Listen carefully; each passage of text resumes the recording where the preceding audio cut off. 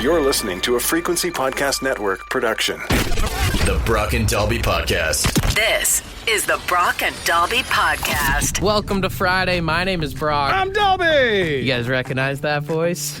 So many people were like, who's the new guy on the show today? I love that. 3 days. It's been 3 days that I missed. Well, I would like to say, welcome back. Thanks, buddy. It is good to have you back. Honestly, man, I felt insane with you not being here. Like, used to do a show solo by myself for years, but we've been doing this for like 4, almost 5 years, essentially. Yeah, man. And sitting in this room for hours, trapped alone, just talking, I felt nuts. And then also, like, Courtney's gone on vacation. I forgot that, yeah, we essentially both abandoned you at the same time. I like, outside of work, whenever I'd run into someone talking to them, I was like, I don't know how to human right now. That's the thing, is like, people know that we're on the radio, so they just assume that we're like masterful conversationalists at any given time, but they don't realize that we're just like anybody else. Like, if you get through the majority of your day and you haven't talked to anybody, and then all of a sudden you have that stimulus, that interaction, your brain is just like... I always feel bad if I pop by Courtney's salon to like bring her breakfast or something, and like one of her clients will want to talk, and then like as soon as I leave here, it's like shut down mode kind of thing. I mean, especially because, listen, I know we're not cracking stones or pouring concrete or anything like that, but it's a mentally taxing job. For 4 hours, we are dialed in, and sometimes when you're done that, you're like, okay, that's my word quota for the day. Well, even in general, you ever hang out with a buddy for like a weekend? Yeah. And then by like day 3, you guys are just sitting there and you're like, I don't have anything to fucking say to you anymore. Fucking talk to me for a good week. Yeah. It's like driving home after a long trip and you're just quiet in the car. Even with a significant other, if you're together long enough in a space, you'll just separate. Even just naturally without saying anything, just like, we need a buffer. I apologize if I sounded way too excited during this show. I was just happy to have someone to talk to, honestly. Oh, I missed you too, buddy. The Brock and Dalby Podcast. The Brock and Dalby Podcast. Last night, I went and watched that Y2K movie. Have you seen the trailer for this at all? There's a Y2K movie? Oh my God. Okay. It's 2024. It feels like we missed the boat on that. Okay, so we all know that Y2K, all the computers were supposed to shut down, blah, blah, blah, right? Mass hysteria in the year of 1999. So this dude, Kyle Mooney, made a movie that what if Y2K actually happened? Okay. It's kind of like a teenager movie where they're all celebrating New Year's Eve. What happens if all the machines, all the computers, everything goes offline? I don't want to give away too much, but like they're at a party, the power goes out, and then it happened, all right? Okay. The computers have gone down, but the computers have started to try and take over the world is what it is. Oh, so it's not like all the computers and electronics are disabled. No. They basically develop an AI almost. Exactly. Oh. And the computers start to take over anything that's electronic, and they're trying to take over the human race. Did you say Kyle Mooney? Yeah. He's a funny guy, right? Is this a comedy? He was on Saturday Night Live at one point, yeah. Is it a comedy or a horror? Comedy, you could say a little bit of a horror, but a big comedy movie. Okay. Man, and the technology starts taking over the world, and they're just killing people.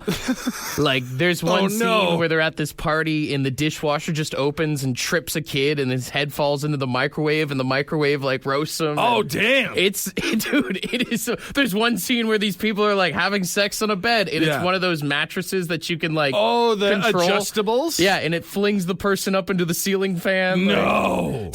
That's crazy. It's so good. Fred Durst is in the movie as well. Well, if you're going to make a movie set in 1999, Fred Durst has to be there. He claims that all of Limp Bizkit was killed as the Marshall amps fell on them and people getting choked out by the chords. You know what this feels like? This feels like a retro version of that. What was that movie? This Is the End. The Seth Rogen movie where it's like the rapture happens, but instead it's all computers. I don't want to give away too much, but I feel like this movie is something someone came up while they were baked. And I mean, I went home and I popped a gummy last night and I was looking at my dishwasher like...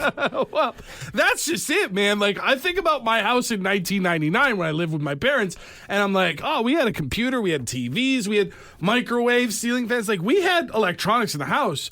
But especially think about my house now. You know me, I'm a sucker for like smart gadgets and stuff like that. Yeah. I got cameras and I got switches and smart thermostats. Well, even think about the thermostat. It's Yeah. like if this happened, if we were living in that universe, it just starts cranking the heat up in your house on you or Dude, turning it down, freezing you out. If the kids bump up the thermostat a couple degrees when I'm not looking, we're all sweating You're out. like sitting at your laptop and just starts smashing your fingers. Just starts smoking, sizzling. You're getting shocked by everything in your house. Yeah. There's no way we survive if this happens in 2024. The Brock and Dalby Podcast. Someone texted in at 762-555 and said, if the Roombas get a mind of their own, we're screwed. Dude, never mind the Roombas. I don't have one of those, but you know those little smart Roomba-style lawnmowers that you can program to do your grass? Oh, hell yeah. Imagine running down the street being chased by an army of those things all nipping at your heels, trying to mow you down. Even, man, like Alexa could do some damage. Dude, all of those, like Alexa, Siri, Google, all those ones, like, I don't know that they could hurt you, but they would be so good at, like, we've got smart cameras and security systems in our homes. The machines can watch you. All those devices have microphones. They could hear you plotting against them.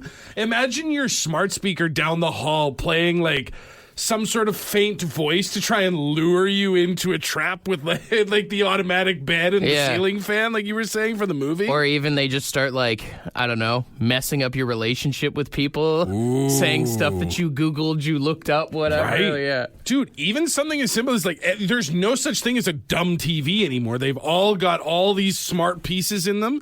Imagine you're just sitting watching TV and all of a sudden it just starts displaying a pattern to like give you a seizure. Or something. You're just like,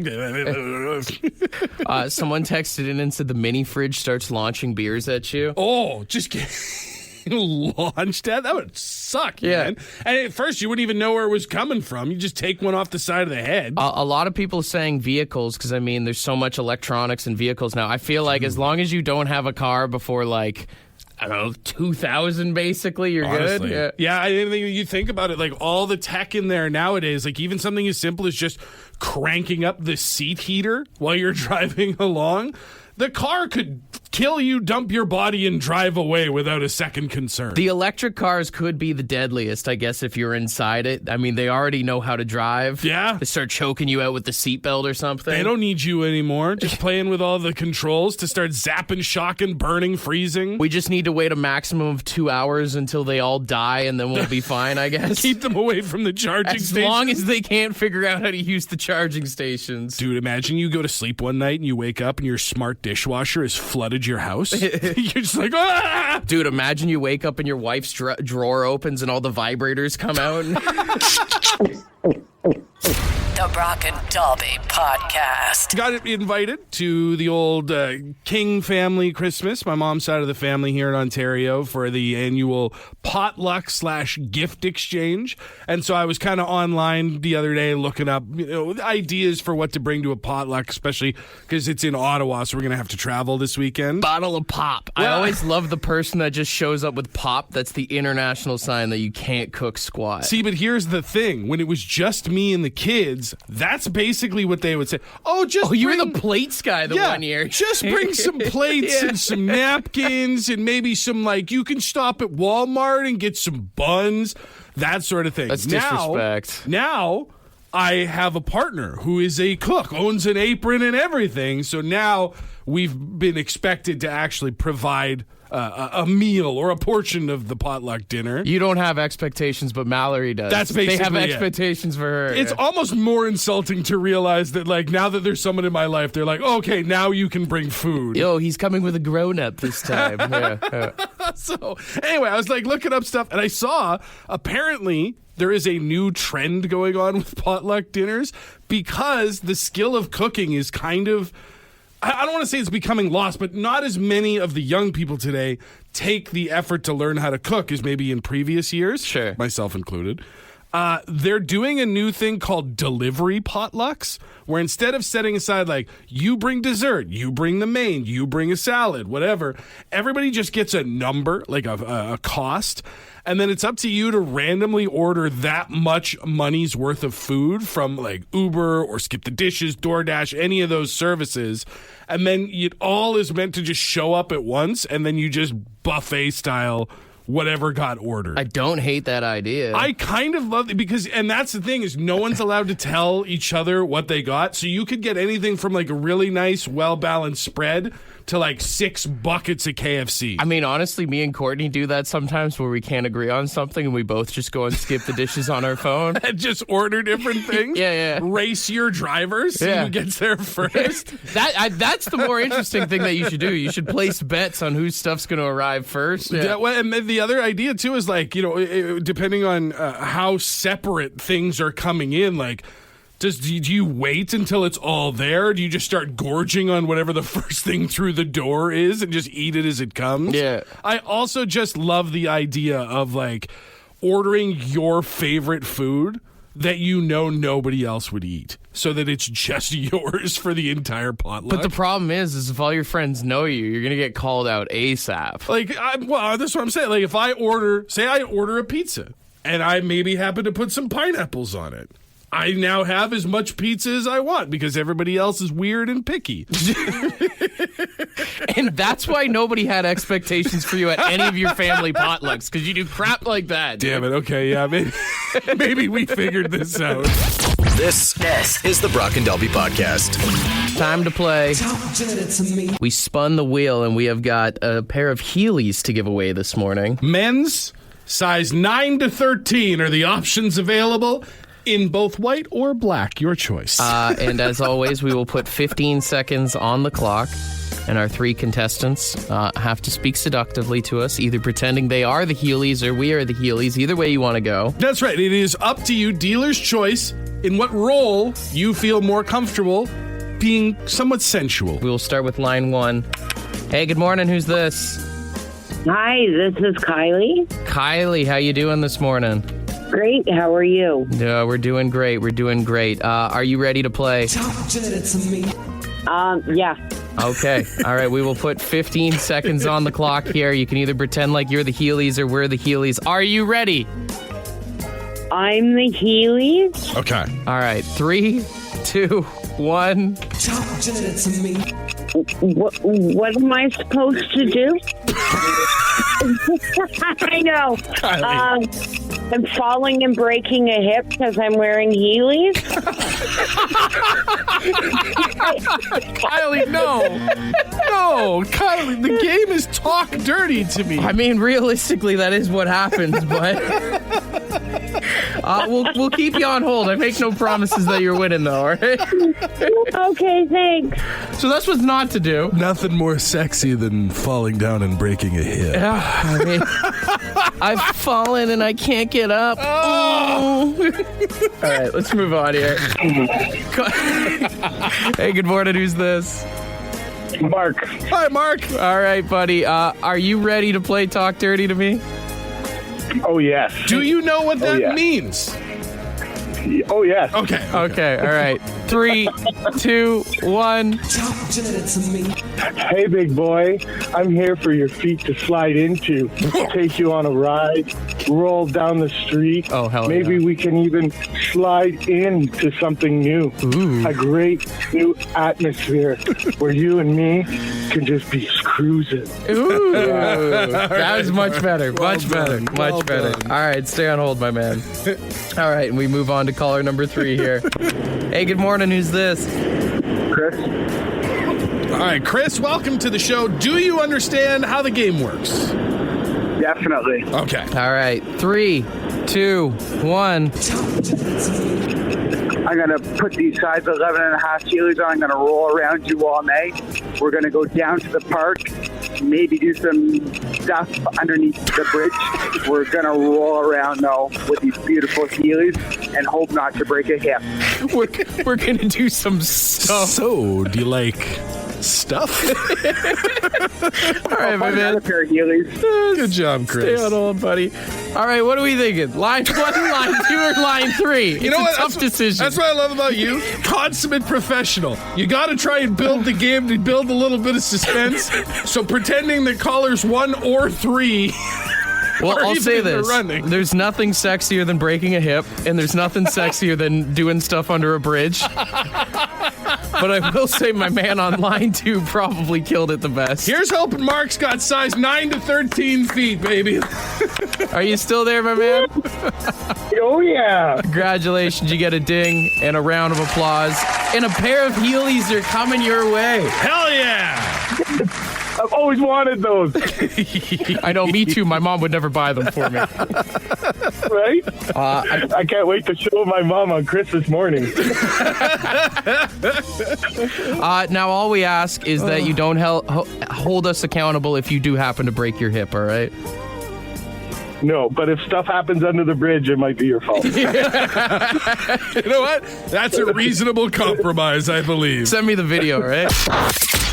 The Brock and Dalby Podcast. The Brock and Dalby Podcast. I don't want to brag, Yes, you do. but your boy got System of a Down and Deftones tickets yesterday. Don't let this man fool you. I don't want to brag. Like, you haven't brought it up 4 times already. I got them for $90, okay? I'm very happy for you, but I'm also mad because you have them and I don't. If you go in for the general public sale, you have to get in right at 12 because I bought them for $90. Within like 10 minutes, I checked again. The cheapest tickets you could get were like $260. Which just allow me the opportunity right in this moment to say, screw you, Ticketmaster, as is customary. Ticketmaster sucks. They're the worst. I will say it was funny, though, when I was looking at Ticketmaster and I typed in System of a, the first thing that comes up is System of a Clown. Sorry, what? Apparently, there's like a cover band, and their whole gimmick Tell is me they dress up. they all dress up like clowns and they just play System of a Down songs.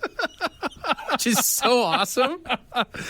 Tell me, does someone in the band play the horn? Like the little... I watched some videos and the singer does have a horn in his hand while he plays. It's kind of like the Max Sabbath gimmick or whatever. Oh, where the people dress up like McDonald's characters but sing Black Sabbath songs? Yeah. I haven't heard about Max Sabbath in forever. I was thinking like more cover bands should do this kind of stuff. I mean, that's how you get more people to your shows if you have a gimmick, right? Well, I mean, that's just it, right? I think there's 2 ways you can go. Either you can be super good at covering the band. Like, there's this one, BCDC. It's like a super famous AC/DC cover band because they sound spot on.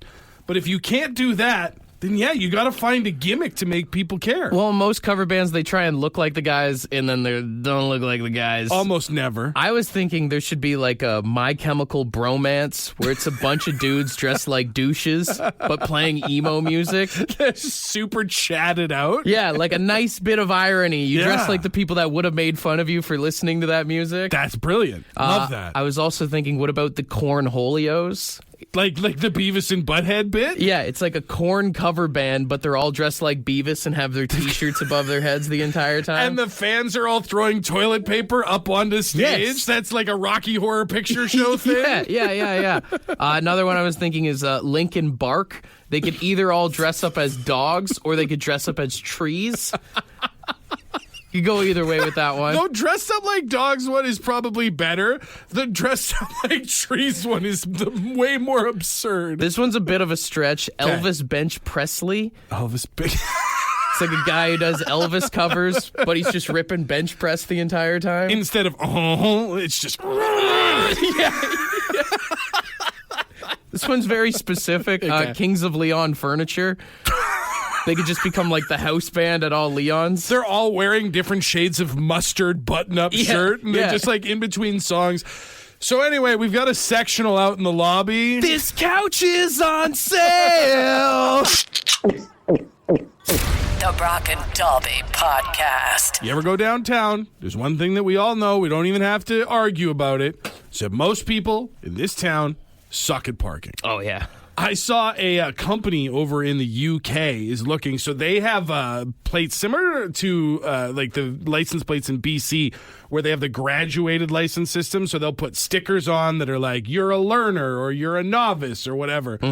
There is a company that is now selling stickers that you can buy to put on your own car that are a B sticker and it implies that you are bad at parking. I love that so much. You are just fully taking ownership of it. Is anyone actually going to put that on their own car, though? I feel like that's something that I would buy and then slap on my buddy's car. I think it has a lot of potential for hijinks, for vandalism, so to speak, of like putting it on people's cars. When you go to like the Walmart and they're in 4 spaces, you give them the old sticker on the bumper. Yeah. But I also think there was a time, because I'm much better now that I've practiced, but there was a time when I was so bad at parallel parking that I would have considered putting this on my car. I feel like I'm going to be frustrated at you, though. Like, if I'm driving in the parking lot behind you, I'm going to be like, oh, screw this guy. See, but I don't know. Like, when you see someone driving a student driver car or like a learning car, I personally tend to give them, okay, I'm going to give you a little bit more space. Maybe I'm going to try and get around you. Like,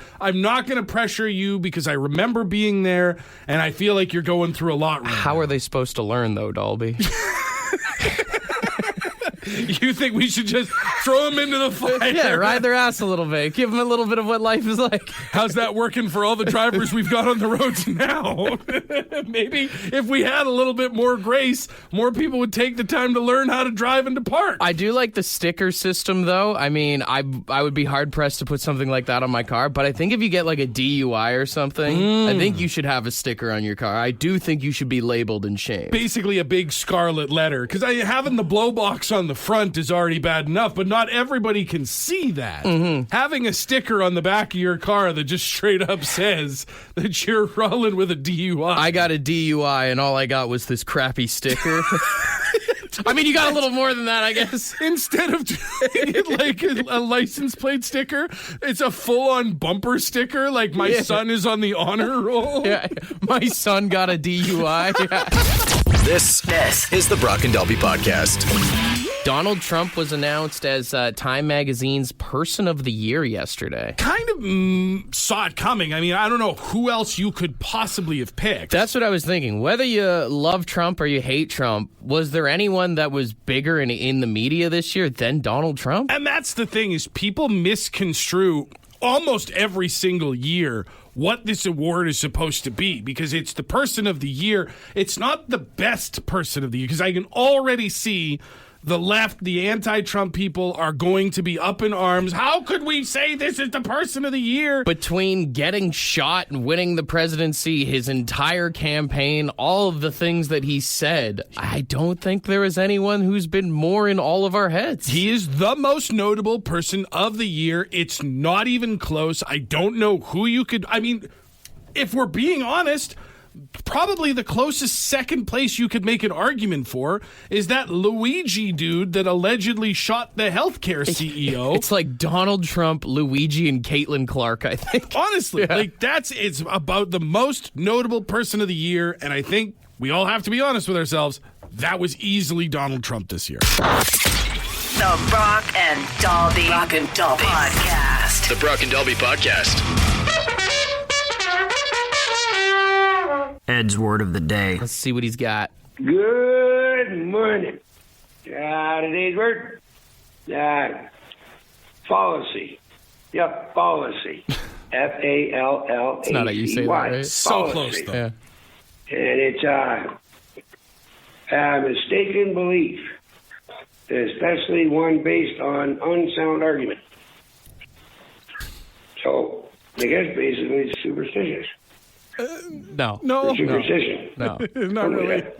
Anyways, that just about does it. Have a great one. Cheers. Fallacy, right? Fallacy. Yeah. There's an argument to be made that superstitions are based on fallacies, like the idea of breaking a mirror is 7 years bad luck, but a superstition is not in itself a fallacy. A fallacy is like people who go crazy about the earth being flat and continuously try to prove that it is. Oh, and constantly prove themselves wrong. Yes. The idea of a flat earth is a fairly common fallacy on this planet. Yes. Or like the rumor we all heard in elementary school or high school of Marilyn Manson removing his own ribs. Do we know that's a fallacy? Has anyone asked him?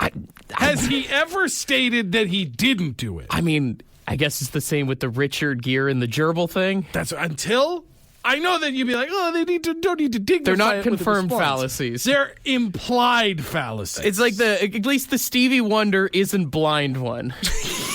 That's maybe my favorite fallacy. The fact that he sits like courtside at NBA games. Or wasn't it like this past week he was on stage at an Apple event yeah, dude. with the VR, the AR headset on, the Apple Vision Pro? I mean, the more you think about it, is it a fallacy or is it the truth? Read between the lines, guys. Wake up, sheeple! Fallacy. Sometimes it isn't always a fallacy, is it? For more Brock and Dalby, tune in weekday mornings 5:30 to 9. The Brock and Dalby podcast is brought to you by badshop.ca, the Brock and Dalby merch store. With all proceeds going to the Canadian Cancer Society.